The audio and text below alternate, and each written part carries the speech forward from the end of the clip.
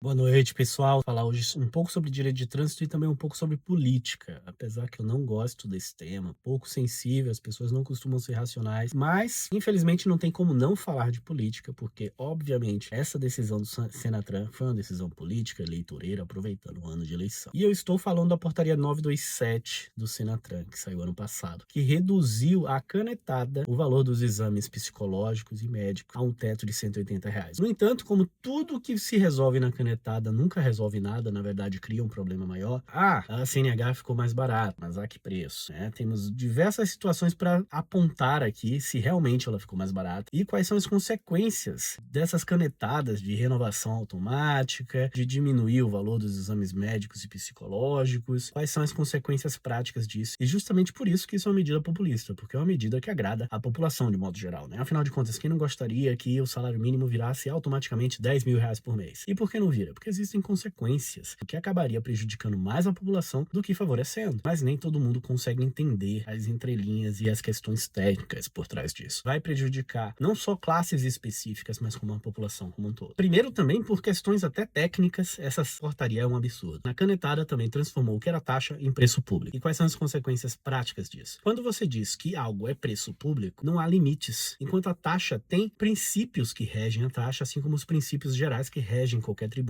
como a anterioridade, que não foi respeitado neste caso também. Afinal de contas, tinha pressa para que as taxas fossem diminuídas, porque a eleição está aí e precisa dizer que deixou a CNH mais barata, muito mais fácil, etc, etc. Mas a taxa, como um tributo, tem que respeitar alguns princípios que não foram respeitados aqui. A anterioridade não foi respeitada, o limite mínimo para que aquela lei entrasse em vigor, para que aquela nova norma tributária entrasse em vigor, e principalmente, neste caso, o princípio da referibilidade. É que a taxa, ele é um dos únicos tributos que ela tem referência à despesa necessária para a realização daquele serviço público. E a taxa, ela é um dos tributos mais questionados judicialmente, justamente porque o poder público, na sua grande organização, nunca consegue comprovar que, para prestar aquele serviço, houve aquela contraprestação. E raramente eles fazem realmente um estudo técnico voltado a essas questões da contraprestação daquele serviço. Por exemplo, a sua taxa de esgoto que você paga, aquilo ali deveria ser um cálculo proporcional ao serviço de esgoto que é prestado. Uma taxa de fiscalização de empresa, aquilo ali deveria ter uma referência à despesa que se gasta com a fiscalização da sua empresa ou daquela atividade específica. No entanto, diminuindo essa taxa, está acontecendo algo muito grave. Simplesmente, os psicólogos que são credenciados estão se descredenciando, logo está faltando mão de obra. E os psicólogos que sobraram estão lutando para sobreviver. Muitos não estão pagando aluguéis. Todos os estados do Brasil, por meio das associações como a Abrapcit, têm realizado as ações judiciais, reclamações nos tribunais de contas. Desde o início do ano, todos os psicólogos estão passando dificuldades financeiras. Eles trabalham exclusivamente, eles são psicólogos especialistas em trânsito. E eles estão recebendo muitas vezes R$ 30, R$ 40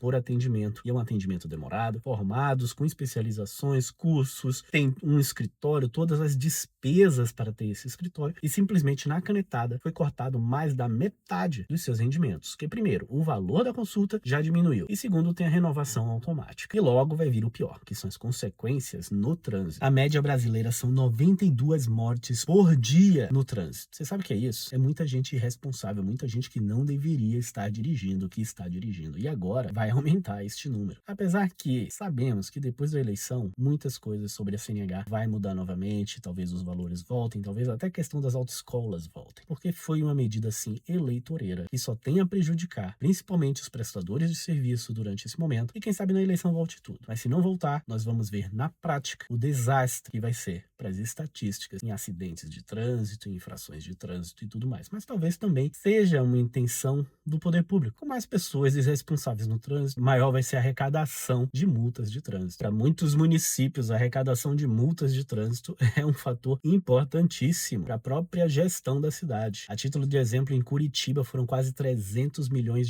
em 2024 apenas em multas de trânsito. Em muitos estados, o governador, as principais pessoas que sentam do lado dele nas reuniões são secretários de Fazenda e diretores do Detran, porque a preocupação do estado é arrecadar de qualquer maneira, não importa se isso vai gerar mais mortes, mais acidentes no trânsito, com a vida das pessoas em jogo.